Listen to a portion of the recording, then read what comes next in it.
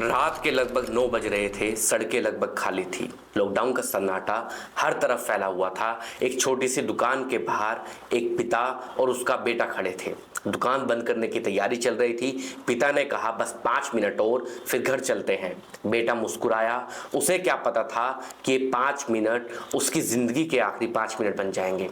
तभी एक पुलिस की गाड़ी वहां आकर रुकती है। लाइट्स चमकती है और सन्नाटे को चीरती हुई एक कड़क आवाज आती है, दुकान अभी तक खुली क्यों है? पिता समझाने की कोशिश करता है, साहब बस बंद कर रहे हैं। लेकिन शायद उस रात उस पिता की कोई सुनने वाला नहीं था। कुछ ही मिनटों में बात बहस में बदल गई और बहस गिरफ्तारी में। पड़ोस के लोग बस देखते रह गए। किसी को नहीं पता था कि वो दोनों अब वापस जिंदा नहीं लौटेंगे।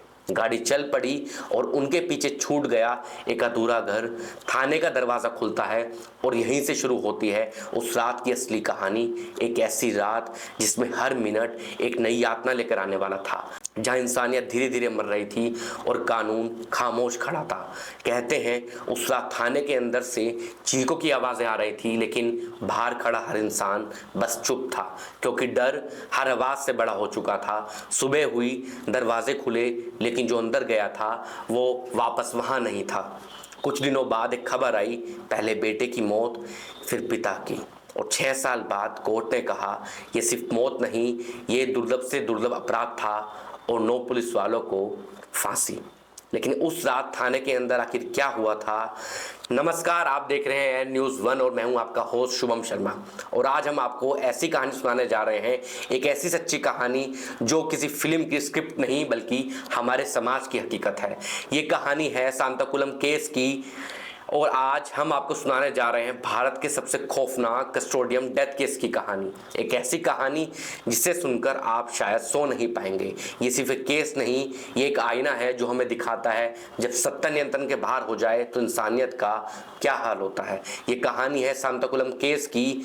जून 2020 की बात है। पूरी दुनिया कोरोना महामारी से जूझ रही थी। भारत में भी सख्त लॉकडाउन लागू था। तमिलनाडु के एक छोटे से कस्बे सांताकुलम में जयराज, एक साधारण दुकानदार, और उसका बेटा बेनिक्स, दोनों अपनी छोटी सी दुकान चलाते थे। उस दिन एक छोटी सी गलती हुई। दुकान समय के बाद भी खुली रह गई और यहीं से शुरू हुई एक खौफनाक कहानी। पुलिस आई और बिना ज़्यादा बहस के दोनों को थाने ले जाया गया। परिवार ने सोचा कुछ घंटों में छोड़ देंगे क्योंकि ये बड़ा अपराध नहीं था, लेकिन उस रात जो हुआ वो सबसे चौंकाने वाली बात है। थाने के अंदर सब कुछ बदल गया। वो जगह जहां कानून की रक्षा होनी चाहिए थी वो बन गई एक यातना का अड्डा। गवाह बताते हैं कि उस रात थाने के अंदर चीखों की आवाज़ें गूंज रही थी, डंडों की आवाज़, घूसों की आवाज़, लात की आवाज़ और बेरहमी। हर वार के साथ एक इंसान टूट रहा था, पहले बेटे को, फिर पिता को, या शायद दोनों एक साथ। कहा जाता है कि टॉर्चर इतना क्रूर था कि शरीर जवाब दे चुका था, लेकिन यातना खत्म नहीं हुई। वो रात खत्म ही नहीं हो रही थी और सबसे दर्दनाक बात, कोई रोकने वाला भी नहीं था, कोई बचाने वाला भी नहीं था। सिर्फ दीवारें थी और उनकी गूंजती चीखें। सुबह जब उन्हें कोर्ट ले जाया गया तो वो सही से चल भी नहीं पा रहे थे, लेकिन सिस्टम ने फिर भी आंखें बंद रखी। कुछ ही दिनों में पहले बेटा चला गया, बाद में पिता, और एक परिवार टूट गया। जब सच्चाई बाहर आई तो पूरा देश गुस्से में था, पूरा प्रदेश गुस्से में था। सोशल मीडिया, सड़कों, हर जगह लोग पूछ रहे थे क्या पुलिस अब सुरक्षित है या खतरनाक।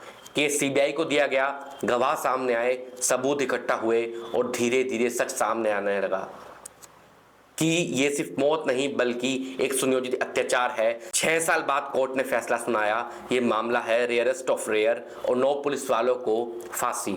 परिवार ने कहा हमें इंसाफ मिल गया, लेकिन क्या सच में ये इंसाफ है? ये कहानी खत्म नहीं हुई, क्योंकि सवाल अभी भी जिंदा है।